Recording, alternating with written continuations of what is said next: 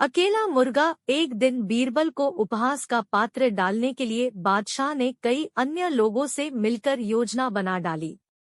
योजना के अनुसार एक पानी के हौज में कुछ अंडे डाल दिए। एक एक दरबारी कूदते रहे और अंडा लाते रहे। सबसे बाद में बीरबल कूदे। बीरबल जब बाहर निकले तो खाली हाथ। ये अंडा कैसे ला दे? जितने अंडे थे उतने दरबारी एक एक अंडा ला चुके थे। वहां और अंडे थे ही नहीं। बीरबल को खाली हाथ आते देख सब हंसने लगे। बीरबल गंभीर रहे।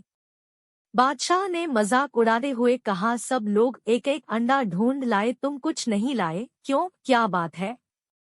हार गए ना? नहीं ढूंढ सके, यह बात नहीं है हुजूर। बीरबल ने बड़े सहज स्वर में कहा। तो क्या बात है? बात यह है कि मैं ही अकेला मुर्गा हूँ। जो मुर्गियाँ थी वे ही तो अंडा दे सकती थी। इतनी मुर्गियों ने मेरी बदौलत अंडे दिए हैं। फिर क्या था? बादशाह ठहाकर लगाकर हंस पड़े और बीरबल के विरोधी दरबारी मुंह लटकाकर रह गए। अधिक अंधे अकबर ने एक दिन प्रश्न किया, दुनिया में अंधे अधिक हैं या आंख वाले अंधे? बीरबल ने उत्तर दिया, क्या बात करते हो? अंधे दुनिया में ज्यादा होते तो कोई भी काम नहीं चलता। सिद्ध करो। बीरबल ने चुनौती स्वीकार कर ली। एक दिन वह सार्वजनिक स्थान पर पुस्तक पढ़ने बैठ गया। पास ही एक कागज कलम रख लिया। उसके पास जो भी आता यही पूछता, आप यह क्या कर रहे हो? बीरबल उसी का नाम उस लिस्ट में लिख देता। बादशाह भी आए, उन्होंने भी पूछा। बीरबल ने उनका नाम भी अंधों की लिस्ट में लिख दिया था। अगले दिन बीरबल ने वह नामों की लिस्ट बादशाह को दी जिसमें सभी अंधे लिखे गए थे। अंधों की लिस्ट में अपना नाम देखकर बादशाह ने पूछा, तुमने मेरा नाम भी लिखा है, ऐसा क्यों किया? क्या मैं अंधा हूँ? यह लिस्ट कल ही बनाई गई जब मैं पुस्तक पढ़ रहा था।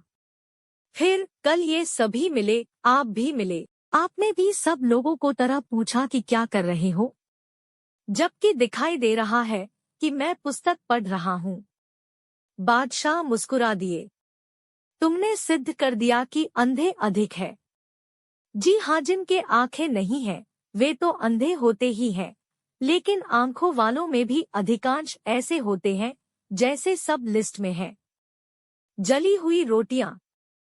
बादशाह सलामत ने एक दिन मजाक किया, तुम न तो गोरे हो बीरबल और न तुम्हें कालों में ही गिना जा सकता है। तुम्हारा रंग पक्का है, न काला न गोरा, तुम बीच वाले माने जाओगे। हाँ, बीरबल ने कहा, जानते हो बीच का दर्जा? जो न होता है नर न मादा, यानी खोजा, बीच वाला होता है। कहकर बादशाह ने ठहाका लगा दिया। बीरबल ने बिना विचलित हुए कहा, आप कारण नहीं जानते, असलियत का पता आपको नहीं, मुझे है। बताओ क्या है असलियत? मैं न तो अधिक गोरा हूँ और न अधिक काला हूँ। आप जानना चाहते हैं तो बताता हूँ। बात यह है कि भगवान या खुदा ने 3 रोटियां पकाई थी, एक जल गई, दूसरी कच्ची रह गई और तीसरी सही सिंकी थी, न जली न कच्ची रही थी। जो लोग बहुत काले हैं, जली हुई रोटियां है। 4 अंगुल का अंतर। एक बार बादशाह ने अपने दरबार में प्रश्न किया कि झूठ और सच में कितना अंतर होता है। गो कि सब इस प्रश्न को सुनकर आश्चर्य में पड़ गए। वे सब उत्तर देने में स्वयं को असमर्थ पा रहे थे। बादशाह ने सबसे अंत में बीरबल से ही पूछा, तुम बताओ। बादशाह सलामत, झूठ और सच में सिर्फ 4 अंगुल का अंतर है। बादशाह मुस्कुरा दिए। परंतु बादशाह के कान भरने वाले दरबारी लोग बादशाह से बोले, यह उत्तर सही नहीं हो सकता। गलत साबित करो, बादशाह ने कहा। अब वे फिर चुप।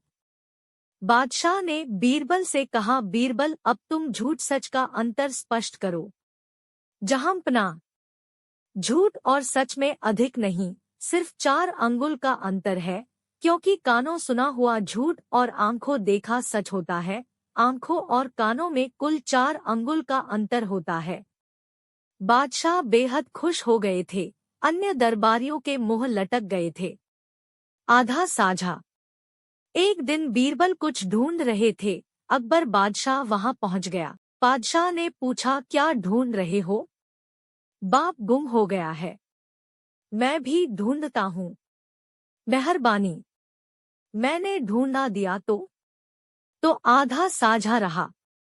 बादशाह उसका मुंह ताकता रह गया। तोता मर गया। एक आदमी तोता पकड़कर कर पढ़ाने सिखाने के बाद किसी बड़े आदमी को भेंट करके इनाम पाने का धंधा करता था। उसके हाथ एक बड़ा सुंदर तोता लग गया। उसने तोते को पढ़ाया, उसे इंसानी बोली सिखाई। तोता भविष्य की बात बता देता था।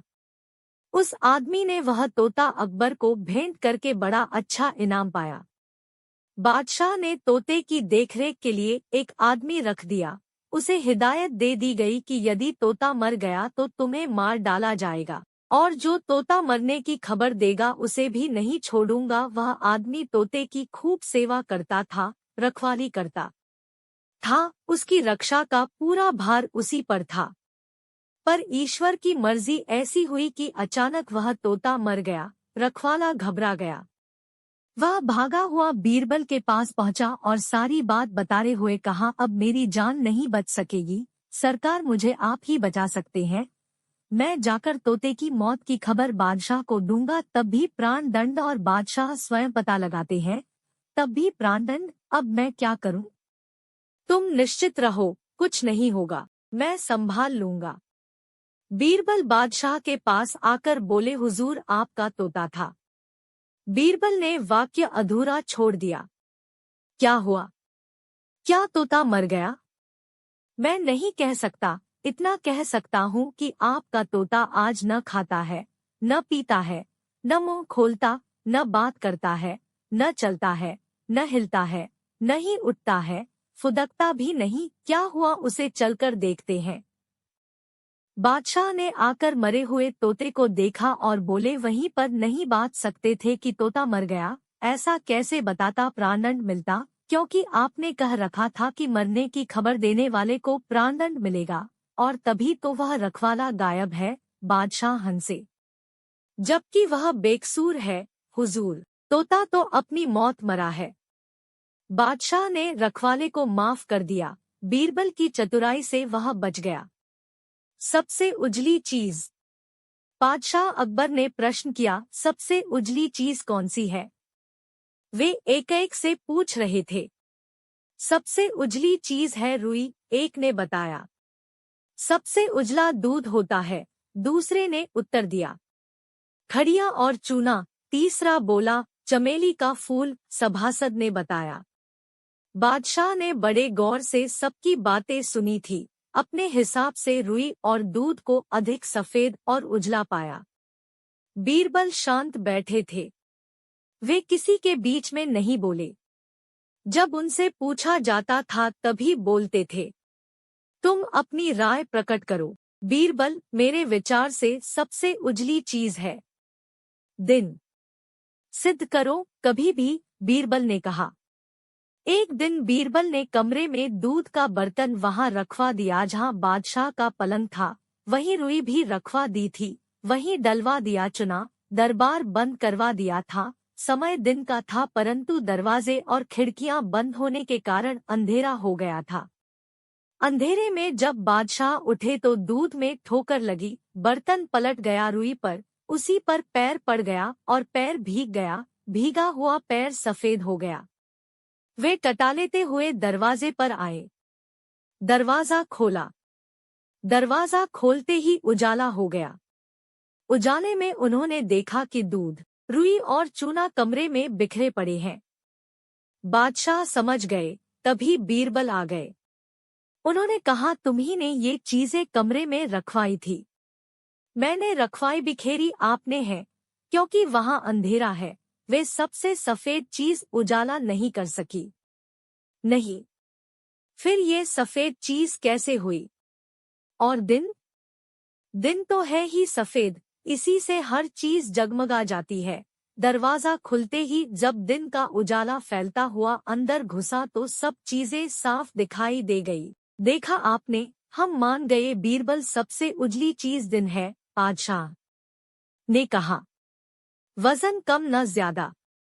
बीरबल की योग्यता की परीक्षा के लिए बादशाह तरह तरह के प्रश्न तो करते ही थे, भीख भी तो बड़ी अजीब हरकते और तमाशा भी कर बैठते थे। बीरबल के उत्तर भी अनोखे होते थे। एक बार अकबर ने बकरी देते हुए बीरबल से कहा, बीरबल हम तुम्हें यह बकरी दे रहे हैं, इसका वजन तुलवा दो। यह वजन न तो घटना चाहिए और न बढ़ना चाहिए, जबकि इसे खुराक पूरी दी जाएगी। बीरबल सोच में डूब गया। फिर उसका मस्तिष्क जोर से काम करने लगा। उसने बकरी को रख लिया। बकरी को पूरा खाना दिया जाता था, उसकी सारी सुविधा का साधन रखा जाता था। दिन गुजरते जा रहे थे। 1 महीने बाद बादशाह ने पूछा, वह बकरी ठीक है ना? जी हाँ। वजन? जी उतना ही है। बढ़ा तो नहीं? जी नहीं। भूखी रही होगी, वजन घटा जरूर होगा। जी नहीं, पूरा खाना मिला है, वैसी ही स्वस्थ है, वजन भी उतना ही है। बीरबल ने बकरी मंगवा दी। बकरी को तौला गया। उसका वजन भी वही था जो 1 महीने पहले था। बादशाह को बड़ा अचंभा हुआ। उन्होंने भी यह पता लगा लिया था कि बकरी को खुराक पूरी दी जा रही थी, भूखी नहीं रहती थी बकरी। फिर भी बकरी का वजन नहीं बढ़ा था। उन्होंने बीरबल से कहा, क्या राज है कि बकरी का वजन न घटा न बढ़ा? बीरबल बोले, कोई खास बात नहीं है जहांपनाह। सारे दिन बकरी को खिलाता पिलाता था, रात को 1 घंटे के लिए शेर के सामने खड़ा कर देता था।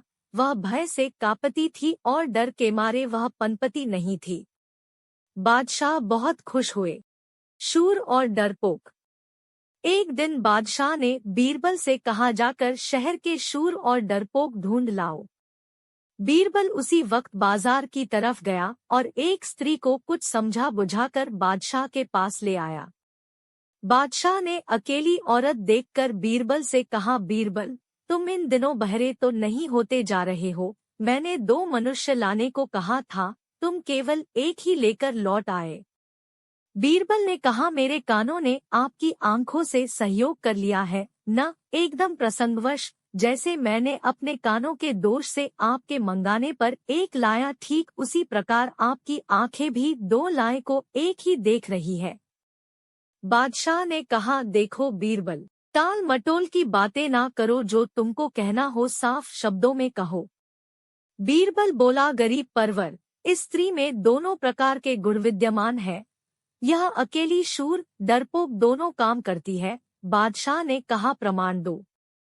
बीरबल ने कहा, पृथ्वीराज, मेघ बरसते, बिजली चमकते और निविड़ अंधकार आच्छादित रात्रि में जब यह अपने यार से मिलने आती है, तब शिरोमणि बन जाती है।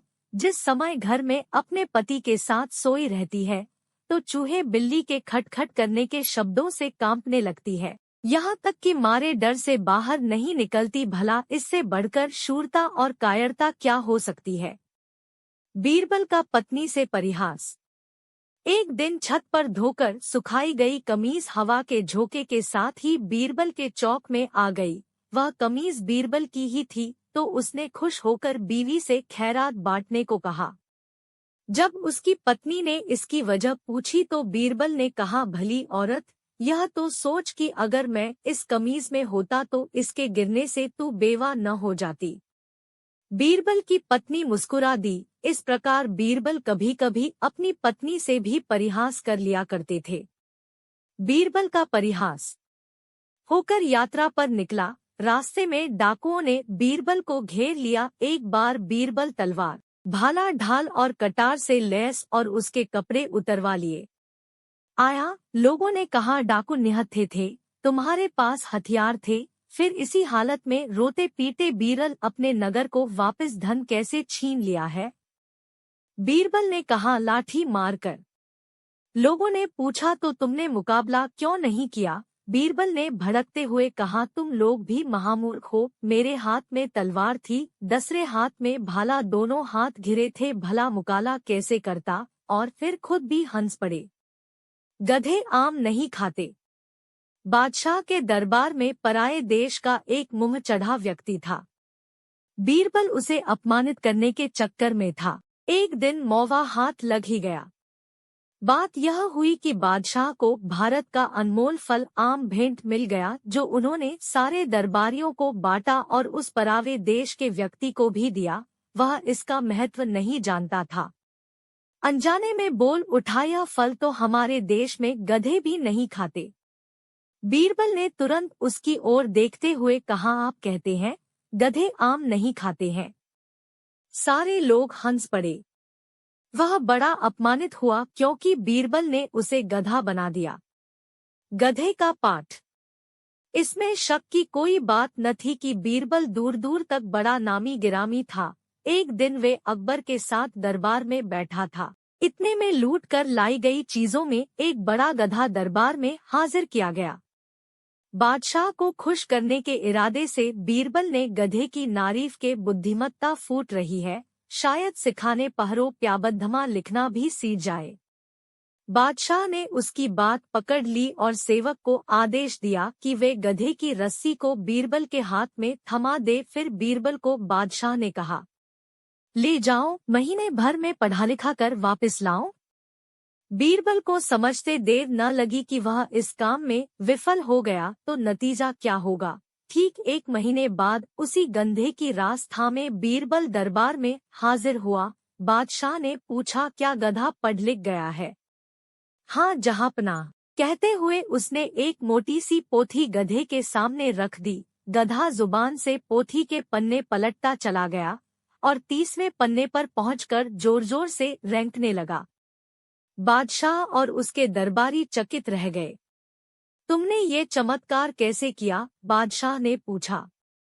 बीरबल ने बड़ी शान के साथ समझाया, जहाँपनाह, पहले रोज मैंने मुट्ठी भर घास पोथी की जिल्द और पहले पन्ने के नीचे रख दी। दूसरे दिन मैंने घास दूसरे पन्ने पर रख दी, पोथी बंद कर दी। गधे ने उसे खोल कर खा ली। फिर से रोजाना इसी तरह से आगे के पन्ने पलटने लगा। वहां घास नहीं मिलती तो गधा गुस्से से रेंकने लगा।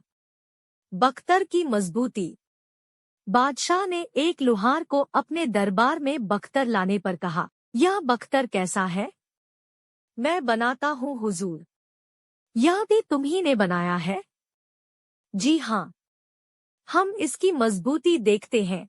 अगर मजबूत हुआ तो तुम्हें इनाम देंगे, कमजोर हुआ तो दूसरा बनाकर लाना होगा। कहकर बादशाह ने वह बख्तर एक पुतले को पहना दिया और तलवार हाथ में लेकर ऐसा वार किया कि बख्तर कट गया। बादशाह बोले, यह तो बड़ा कमजोर है, कट गया, एक ही पार में दूसरा बनाकर लाओ। लुहार चला गया। वह दूसरा बख्तर बनाकर ले आया। बेचारे ने पूरी मेहनत से 7 दिनों में यह बख्तर तैयार किया था। बादशाह के पास लाया तो बादशाह ने उसे भी पुतले को पहनवाया। खैर, अपने एक सिपाही से कहा कि पूरी ताकत से वार करो। वह सिपाही भी ताकतवर था। एक ही भरपूर वार में उसने तलवार से वह बख्तर भी काट दिया। लुहार घबरा गया। वह और मजबूत बख्तर नहीं बना सकता था। उसकी मेहनत, पैसा और समय बर्बाद हो गया। बादशाह, बोगबार कमजोर और घटिया बख्तर उठा लाते हो, जाओ मजबूत बनाकर लाओ। फिर ऐस ही लाए तो इनाम तो क्या सजा मिला। अब तुम जा सकते हो। घबराया हुआ लुहार सीधा बीरबल से मिला और अपनी दर्द भरी गाथा सुना दी। वह बीरबल से बोला, राजा जी, मेरा पैसा, वक्त और मेहनत 2 बार बेकार जा चुकी है। गरीब आदमी हूँ, अब तो सजा भी मिलने की बात आ गई है। जन की इससे मजबूत बख्तर बन नहीं सकता, पता नहीं कैसे कट जाता है। लड़ाई तक में मेरे बनाए गए बख्तर कारगर साबित हुए हैं। बीरबल समझते थे, वे जानते थे लड़ाई में इस तरह आराम से अपना बख्तर कोई सैनिक नहीं कटवाता जैसे बुत कटवा होता है, क्योंकि बुत बचाव नहीं कर सकता। बुत पर वार करने वाले को डर नहीं होता, इसलिए बुत को पहनाया गया बख्तर काटा जा सकता है, भले हो वह मजबूत हो। बीरबल ने लुहार को समझाया, तुम खुद उसे पहनना और जब वार कोई करे तो भी चीख मार कर झपटना। वार करने वाला झिझक जाएगा और वार कमजोर हो जाएगा और बरकतर नहीं देगा। लुहार सारी बात समझ गया। उसने ऐसा ही किया। वह बख्तर बना कर ले गया। बीरबल द्वारा बताई गई तरकीब काम में ले ली। बख्तर नहीं कटा। बादशाह ने बखर पास कर दिया, पूछा कि यह तरकीब किसने बताई है, और उसे इनाम देते हुए उसने बीरबल का नाम बता दिया। बादशाह खुश हो गया। सचमुच बीरबल उसका अनमोल रत्न था। रुई की कमी। एक बार ऐसा हुआ कि अपने राज्य के अंदर बुने जाने वाले कपड़ों के लिए बाहर से मंगाई जाने वाली रुई की चोर बाजारी करने वालों को पकड़ने में अकबर बादशाह की सारी मशीनरी असफल रही। चेतावनी दी गई। रुई की चोर बाजारी कम नहीं हुई, जुलाहों को कमी पड़ने लगी। रुई की मांग ज्यादा थी, पूर्ति कम थी, और ज्यादा रुई मंगवाई जाने लगी, परंतु अब भी कमी ही रही। बादशाह ने कई कार आयात बढ़ाया, फिर भी रुई का अभाव ही रहा। बादशाह को क्रोध आ गया। उन्होंने रुई बाहर से मंगवानी बंद कर दी। देश में जुलाहे बेकार हो गए। परेशान जुलाहे बीरबल के पास फरियाद लेकर गए। बीरबल ने उन्हें आश्वासन दिया, बादशाह से मिलकर रुई का आयात खुलवा दिया। रुई चोरों को पकड़ने का जिम्मा अपने ऊपर ले लिया। बीरबल जानते थे कि रुई चोर वे व्यापारी हैं जो जुलाहों को रुई सप्लाई करते हैं। उन्हीं बिचौलियों के कारण कमी पड़ती है, वे ही रुई ब्लैक करते हैं। बीरबल के उन व्यापारियों को इकट्ठा किया और कहना शुरू किया, आप लोग ही रुई के व्यापारी हैं। आप कहीं के माध्यम से रुई देश में आती है। रुई की मात्रा खूब बढ़ाकर देख ली गई है, फिर भी कमी पड़ी और जितनी मंगवाई गई वह काटने वाले जुलाहों तक नहीं पहुंची। काटने वाले जुलाहों तक उतना सूत न भेज सके। अभाव पैदा करने वाले लोग आप ही हैं। आप लोगों में ही कोई चोर है और मैं जानता हूँ कि कौन है। ऐसे व्यक्ति की पगड़ी स्वयं बता देगी कि रुई चोर कौन है। उन लोगों के बीच जो मारवाड़ी सेठ रुई की जमाखोरी, मुनाफाखोरी और ब्लैक करता था, उसका हाथ तुरंत पगड़ी पर चला गया कि कहीं उसकी पगड़ी पर रुई तो नहीं लगी है, जिसे बीरबल ने देख लिया था। बस फिर क्या था, चोर पकड़ा गया। उसी के गोदाम से रुई की गांठें बरामद की गई। इसके बाद रुई की चोरी राज्य में नहीं हुई।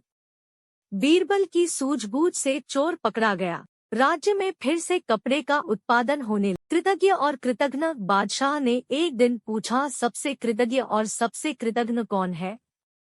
बीरबल ने कहा, इसका उत्तर मैं दरबार में दूंगा। कई दिनों बाद बीरबल दरबार में दो प्राणियों को लाया। बादशाह ने पूछा, ये कौन है और यह कुत्ता क्यों लाए हो? एक कृतज्ञ और दूसरा कृतघ्न है, मतलब समझाओ। यह कुत्ता वफादार है, स्वामी भक्त और कृतज्ञ है। इसे गलती पर मारा पीटा जा सकता है, तब भी कुछ देर बाद दुम हिलाएगा, आपके हाथ चाटेगा। यह बड़ा कृतज्ञ होता है। दूसरा, यह जमवाई है, इसे बेटी दे दो, सब कुछ दे दो, परंतु सब्र या संतोष नहीं होता, तब भी अकड़ा रहेगा, वह कृतघ्न होता है।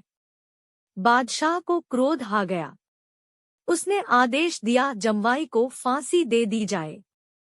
बीरबल बोले, यह गलत है, फांसी नहीं देनी चाहिए। क्यों? क्योंकि मैंने अपने जमवाई के लिए ही नहीं कहा, सारी जमवाई श्रेणी के लिए कहा, सब लोगों के लिए कहा है। किस किस को फांसी देंगे? सभी किसी न किसी के जमवाई है। मैं भी हूँ और आप भी हैं। बादशाह चौंक पड़ा। वह सोच भी नहीं पाया कि जमवाई तो वह भी है, जमवाई तो बीरबल भी है। उसने निश्चय त्याग दिया। मन में खोट। सुना जाता है कि बादशाह अकबर एक बार बीरबल की धर्म पत्नी पर नियत खो बैठे। उसकी दृष्टि बीरबल की पत्नी पर जम गई और वे उसे पाने की योजना बनाने लगे। उन्होंने निश्चय किया कि बीरबल को बाहर भेजकर उसके घर जाएं, बीरबल की पत्नी को प्रभावित करें। वह मान जाएगी, नहीं मानेगी तो किसी भी तरह जबरदस्ती करके बाद में माफी मांग लेंगे।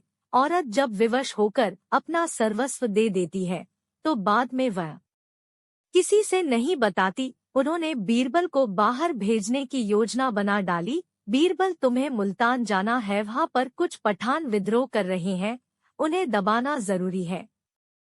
वहाँ पर बुद्धिमान आदमी ही जा सकता है, तुम्हें ही जाना है और आज ही, अभी जाना है। ठीक है, मैं जरूर जाऊंगा आज ही, लेकिन मैं सरकारी तौर पर नहीं, व्यक्तिगत और चुपचाप जा रहा हूँ। शाम को, जैसी तुम्हारी मर्जी। उसने अपनी पत्नी से कहा, बादशाह के मन में फर्क आ गया है, वह मुझे मुल्तान भेजकर तुम्हारे पास आना चाहता है। सावधान भी रहना है, बचना भी है, मैं यहीं छुपा रहूंगा। ठीक है। बादशाह आए तो भी यही कहना कि मैं यहाँ नहीं हूँ, मैं मुल्तान चला गया हूँ। ठीक है स्वामी। और बीरबल घर में छुप गया। आधी रात के समय बादशाह अकबर भेष बदलकर बीरबल के घर आए। दरवाजा बंद था। बीरबल की रानी ने पूछा, कौन? मैं हूँ सम्राट अकबर महान। जी वे नहीं है, यहाँ गए हैं मुल्तान में। फिर भी दरवाजा तो खोलो जहाँपनाह। काम बोलो, पहले दरवाजा खोल दो। उसने दरवाजा खोल दिया। बादशाह अंदर आ गया। अंदर आने के बाद बादशाह ने दरवाजा बंद कर दिया और बोले, तो बीरबल चला गया मुल्तान? जी हाँ सम्राट, चलो बैठेंगे रानी। कसम खुदा की, जब से देखा है तुम्हारे संगमरमरी जिस्म को, मैं तुम्हारे ही विचारों में खोया रहता हूँ। मोहब्बत से लबरेज हमारी बाहों को मंजूर करो, हमारी बाहें बेताब है। आओ आओ। बादशाह ने बाहें फैलाई। वह अंदर चली गई अपने शयन कक्ष में। मैं भी यही चाहता था, तुम यही आ जाओ, यही जगह मोहब्बत के लिए ठीक है। लेकिन जहाँपनाह मैं पतिव्रता औरत हूँ, एक पाकदामन औरत अपने जिस्म को नहीं छूने देगी, मर जाएगी। मुझे छूना मत, तुम्हें हम अपना मुल्तान दे देंगे। मेरी जान, मैं नहीं चाहती श्रीमान, तो आज हम भी नहीं मानेंगे और तुम्हें लूटेंगे जीवन की खान। कहकर बादशाह उस पर झपटा ही था कि पलंग के नीचे से निकलकर बीरबला बोला, मैं भी नहीं गया हूँ मुल्तान। बादशाह को काटो तो खून नहीं। वह घबरा गया, नजरें झुक गई। उनकी वासना का राक्षस मर गया और वे क्षमा मांगने लगे। कभी किसी नारी की ओर दृष्टि न उठाने की उन्होंने कसम खा ली। जैसा करे वैसा भरे। एक दिन शाही महल और किले की सजावट हो रही थी। अरब और फारस की खाड़ी से लोग आए हुए थे। अरब के लोगों में भी बीरबल की बुद्धिमानी के चर्चे फैले हुए थे। उन लोगों में से किसी ने कहा, यहाँ पर न अकबर है न बीरबल, मेजबान कौन है? मैं आ गया हूँ। बीरबल आ गया। बीरबल को वे लोग ऐसे देख रहे थे जैसे कि अजूबे को देख रहे हों। बहुत तो उनमें ऐसे थे जो बीरबल को ही देखने आए थे। बीरबल उन्हीं लोगों के बीच बैठा था। बादशाह की इंतजार हो रही थी। बहुत देर हो चुकी थी, बादशाह नहीं आए। थोड़ी देर बाद एक आदमी अंदर से आया और उसने खबर दी कि जहाँपनाह की माँ का देहांत हो गया है। थोड़ी देर ही बीती थी, किसी ने आकर बताया कि बादशाह सलामत के घर बच्चे ने जन्म लिया है। अब वहाँ एक समस्या खड़ी हुई, हंसे या रोएं। सब सोच में डूब गए। अंत में बीरबल ने कहा, सोचने की बात कुछ नहीं, बादशाह आएंगे ही। अगर वे हंसते हुए आए तो सब हंसेंगे और रोते हुए आए तो सब रोएंगे। जैसा वे करेंगे वैसा ही हम भी करेंगे। समस्या का समाधान हो गया था। सब बीरबल की प्रशंसा कर रहे थे। बादशाह का पारस। एक बार फारस में राजा ने बादशाह से पूछा, तुम्हारे पास पारस है? हाँ है, बादशाह ने उत्तर दिया। कहाँ है? यह तो है। बादशाह ने बीरबल की ओर संकेत किया। यह पारस है। हाँ, ये बीरबल है। मेरे सच्चे मित्र, सच्चे गुणी मित्र पारस से भी बढ़कर होते हैं, इसलिए सोने वाली पारस से अच्छा मित्र ही होता है। खुशी से आना जाना। एक दिन बादशाह ने पूछा, कोई बता सकता है रमजान खुश होकर आता या जाता है अथवा दुखी होकर आता जाता है? खुश होकर, एक मुल्ला बोल पड़े। हाँ जी, वह खुशी से आता है और फिर जाता भी है। कैसे कह सकते हो कि वह खुशी से जाता है, खुशी से आता है? अब सब चुप। बीरबल तब तक उत्तर न देते थे जब तक कोई बात उन्हीं से नहीं पूछी जाती थी। बादशाह ने बीरबल की ओर देखा, बोले, तुम क्या करते हो? हुजूर, रमजान का महीना खुशी से जाता है तभी तो हर साल आ जाता है। बिगड़ कर जाता या दुखी तो होता तो फिर न आता। बादशाह उसके उत्तर से प्रसन्न थे। फेरा न था। एक दिन बादशाह ने बीरबल से पूछा, पान सड़े, घोड़े अड़े, विया बिसर गया, अंगारों पर रोटी जले, चताओ कोई उपाय, अर्थात पान क्यों सड़ता है, घोड़ा क्यों अड़ता है, विया कैसे लोप हो जाती है, अंगारों पर रोटी क्यों जलती है? इसका उत्तर सिर्फ 3 शब्दों में बताओ। बीरबल फेरा नहीं था। बादशाह, साफ साफ बताओ। बीरबल जी जहाँपनाह, पान न फेरने से सड़ जाता है, घोड़ा फेरे बिना अड़ियाल होता है, बिना दोहराए विद्या लोप हो जाती है, अंगारों पर रोटी फेरे बिना जलकर राख हो जाती है। कत्ल का मुकदमा। एक बार बादशाह अकबर के दरबार में एक कत्ल का मुकदमा आया। मामला उलझा बहुत था, इसलिए अगले दिन तक के लिए रख लिया गया। अगले दिन सुबह वह अपराधी बीरबल के पास पहुंचा और विनती की कि फांसी की सजा से बचाकर उम्र कैद की सजा ही दिलवाएं। अगले दिन जब मुकदमा दरबार में आया तो सचमुच अपराधी को उम्र कैद की सजा दी गई। अपराधी हाथ जोड़कर बीरबल के पास आया और बोलो, आपकी बहुत मेहरबानी बीरबल महाराज, बड़ी मुश्किल से आपने मुझे उम्र कैद दिलवाई। बीरबल, हाँ, मुश्किल तो काफी हुई क्योंकि बादशाह तो तुम्हें छोड़ रहे थे। अंधकार। बादशाह ने एक बार प्रश्न किया, यह क्या है जिसे सूरज चांद भी नहीं देख सकते? बारी बारी सबसे प्रश्न पूछे गए, सभी दरबारियों ने गलत उत्तर दिए। किसी ने बताया खुदा, किसी ने भगवान, तो किसी ने रूह। बादशाह किसी के उत्तर से संतुष्ट नहीं हो सके, सभी के उत्तर गलत थे। अंत में बीरबल का नंबर आया। जिसे सूरज और चांद नहीं देख सकते वह चीज है अंधकार। बादशाह प्रसन्नता से खिल उठा, उत्तर सही था। सोहबत का असर। अक्सर साथ रहने, एक दूसरे से घनिष्ठता रखने के कारण अकबर बादशाह और बीरबल के बीच कभी कभी शिष्टाचार भी खत्म हो जाता था। बोलचाल में बीरबल ऐसे शब्दों का प्रयोग कर जाते थे जो बादशाह की शान में गुस्ताखी माने जा सकते थे। एक दिन बादशाह बोले, बीरबल, तुम दिन पर दिन बदतमीज होते आ रहे हो। कैसे जहाँपनाह? तुम बदतमीजी से बात करने लगे हो, तुम तमीज भूलते जा रहे हो, ऐसा क्यों हो रहा है? हुजूर, यह तो आपकी सोबत का असर है, बीरबल ने उत्तर दिया। 1000 जूते। मजाक और झेंपाने के उद्देश्य से बादशाह ने एक रोज बीरबल के जूते छिपा दिए। जब बीरबल को उठकर जाना पड़ा तो वे अपने जूते ढूंढने लगे, जूते नहीं मिल रहे थे।